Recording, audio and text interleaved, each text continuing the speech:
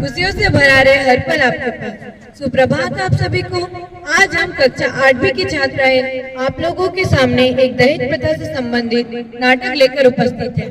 यह नाटक हमारे अनिस सर द्वारा रचा गया। इस नाटक में दुल्हन का किरदार निभा रही है संध्या रानी, दुल्हन के माता पिता नेहा और संगीता, दुल्हन की बहन अल्पना, दूल्हा के किरदार में दृष्टि मारंडी, दूल्हा के माता पिता निकिता और तोनाई, पड़ोस की महिलाएं जयश्री, स्वीटी, सुभद्रा, सुप्रिया और शर्मिला। समूह गान पूर्णिमा, ज्योति, साथी और ललिता। आइए अब होता है दूसरी ओर से दूल्हा के माता पिता चले आ रहे होते हैं। राम राम बहन जी। राम राम। सुना है बेटे की शादी हो रही है, दान दहेज तो खूब मिल रहा होगा। बेटा नौकरी जो कर रहा है।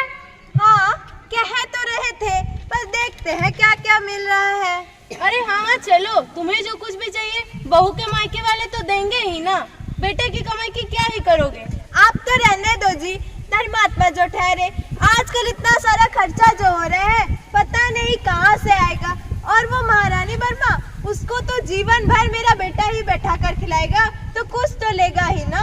अरे हाँ चलो। राम राम बहन जी। राम राम। शादी हो गई है, दुल्हन ससुराल आ गई। पड़ोस की सब महिलाएं दुल्हन का सामान देख रही है कि दुल्हन क्या क्या साथ में लाई है। अरे देखो देखो, ननद के लिए तो कपड़े दिए ही नहीं, और ये बात नंदो से की तो उसका तो ख्याल ही नहीं रखा। अरे इधर देखो, सास की साड़ी तो एकदम नौकरानी जैसी है। न जाने किस दरिद्र के घर मैंने अपनी बेटे की शादी करवा दी। समाज में तो हमारा नाक कटवा दिए। अरे चलो, इससे हमें क्या। इनका अगर ये जाने। हाँ हाँ चलो चलो चलते हैं। चलते अब इसका तीसरा दृश्य देखते हैं। शादी की कुछ दिन बाद का दृश्य। बहू चाय लेकर सास के पास आते हुए। बहू, माँ जी चाय। थू, कैसी चाय है। चाय बनाने में नहीं आता है तुमको। माँ बाप ने कुछ सिखाया नहीं है, ना कुछ देकर भेजे और ना कुछ सिखाकर, बस लाकर बिठा दिया हमारे सर पर। अब जाओ यहाँ से। खड़ी खड़ी मुंह क्या ताक रही है, करमजली।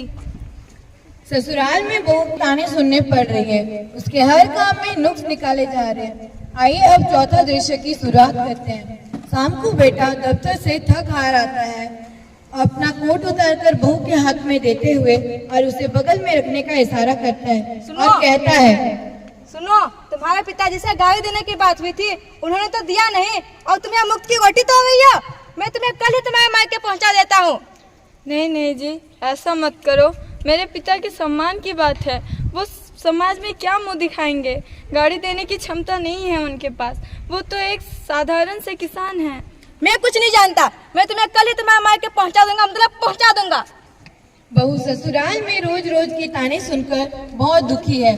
पिता की आर्थिक दशा को सोचकर बहुत चिंतित है। घर से निकाले जाने को लेकर लोक लाज का भय सता रहा है और इसी स्थिति में वो आत्महत्या कर लेती है।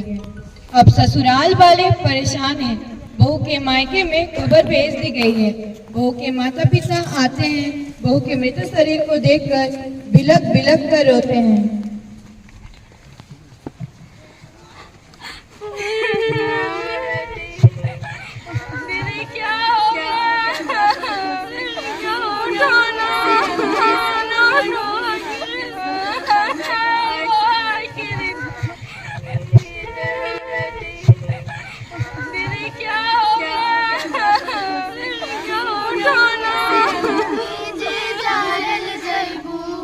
आग में दहेज के जल दीजे जारल जैबू, आग में दहेज के पाप नाही करती है बेटी, ससुरा में भेज के पाप नाही करती है बेटी, ससुरा में भेज के। सुन लेती सही लेती लोग बन के गारी, करती बिया नहीं रखती कुवारी। सुन लेती सही लेती लोग बन के गारी, करती बिया थी कुवारी जनती जे जारल जैबू आग में दहेज के पाप नाही करती है बेटी ससुरा में भेज के पाप नाही करती है बेटी ससुरा में भेज के पाप नाही करती है बेटी ससुरा में भेज के। अंत में इस नाटक से हम आप सभी को यह सूचित करना चाहते हैं कि दहेज लेना और देना दोनों ही गैर कानूनी है। यह कानूनी अपराध है। धन्यवाद।